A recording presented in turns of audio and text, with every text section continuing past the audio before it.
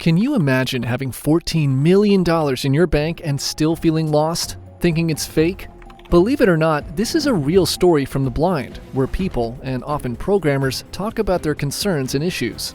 A guy from Amazon felt his life was boring and unhappy, even with that much money. He had reached a point where making or losing $500,000 didn't matter to him. And this is not just one story. There are thousands out there who feel the same. The reason? Not feeling happy in their workplace environment. I don't really want to do the work today. I don't really want to do the work today. I don't really want to do. In fact, there's an entire book on this, The Happiness Advantage. We often think success fuels happiness, but this book reveals that the formula is actually backward. Take Richard Branson's Virgin, for example. While it's not a tech company, they do have a happiness metric for their employees. Or Whoop, a company that makes fitness trackers. They pay employees $100 a month if they sleep well. It's even explicitly mentioned in their job section. By the way, the tracking is done with their own fitness bracelets. Isn't a healthy sleep a form of happiness? But let's get back to the unhappiness of programmers. More than 65,000 programmers from 185 countries responded to a Stack Overflow survey in 2024, and the stats showed that only 20% of programmers are happy with their current job. That's 1 in 5. The average starting salary for a programmer in the US is around $65,000 per year, though it can be higher in tech hubs like Silicon Valley, where salaries can reach $111,000 or more. We're not saying that's too much, but it's a good amount, especially when you're starting out. So what exactly makes programmers unhappy, even with this much money? For starters, meeting deadlines, which are often impossible, has become a norm, especially in the tech industry. This leads to technical debt, which completely kills a programmer's motivation. 62% of programmers say technical debt is the most frustrating thing, according to the Stack Overflow survey. If your boss prioritizes speed over perfect code, you'll feel frustrated too. It demoralizes programmers, making it tough to produce quality work. After all these challenges, programmers finally create something extraordinary, within the deadline and meeting the goals, only for their code to never see the light of day. Naturally, they feel pissed. And this is not an assumption. There's plenty of Reddit stories where programmers put their hearts and souls into their code. And what did the company do? They decided not to use it at all. You've probably heard of Killed by Google. Nearly 300 projects are listed there, including Google Jamboard, podcasts, and Keen. And that's not counting the projects that never came to light. Thank God at least they were paid for. And Google isn't the only FAANG company doing this. It's an industry issue.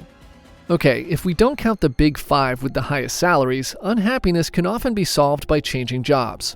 Over 39% of all employees are considering career changes to earn a higher salary. While changing jobs might provide temporary relief by increasing income, they often end up in similar stressful situations, always under pressure to complete tasks faster to earn better. Increased pressure leads to unrealistic expectations and burnout. And if you think this is bad, try using tracking software. This kind of micromanagement will seriously drain your energy.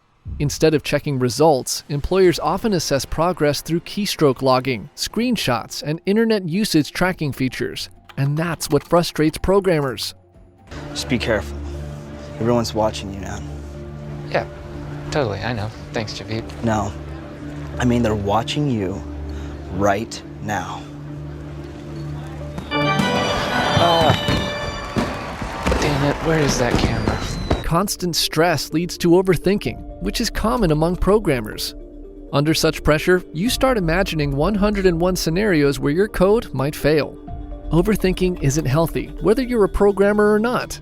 Eventually, you become so frustrated that you lose interest in the job you once loved. And that's where pet projects come into play. Projects you start out of love. In fact, these side hustles sometimes take over, even turning into your main hustle, bringing in steady MRR. Noah Kagan started AppSumo as a side project, investing only $50 while working for another company. Now, it's a major platform for digital deals, generating over $80 million annually. Besides these factors, there are other major contributors to employee unhappiness, like poor management, unclear requirements, and toxic work cultures. We could also mention AI, but 70% of programmers don't see AI as a threat. Nearly half say AI tools are poor at solving complex tasks. But wait, what about making programmers happier? Aside from a pay raise, it starts with a healthy work-life balance. Of course, you need a break from your stressful work life. If you can't give yourself time, the productive part of your brain might collapse. Hear this: 85% of businesses with work-life balance initiatives report higher productivity. Remember Virgin and Whoop? Learning new skills can also kill boredom in the workplace and boost creativity. Around 59% of employees believe training improves their overall job performance. There are trusted sources out there, like Hyperskill. Yes, we are. Chosen by over 700,000 learners to level up their programming skills and secure a high-paying job in tech. The key after landing a well-paying job is finding a supportive team. You know what they say, teamwork makes the dream work. Stats show that 97% of us believe team alignment is crucial to getting things done right. And honestly, don't let anyone interrupt your flow when creativity is in full swing. No tracking tools, no constant Zoom meetings, or whatever software you're using. When we're passionate about what we're working on, that's when we do our best work. And of course, as little technical debt as possible. Remember, a happy programmer is a productive programmer. What do you think? Share your thoughts in the comments about making programmers happier. And see you in the next video. Bye!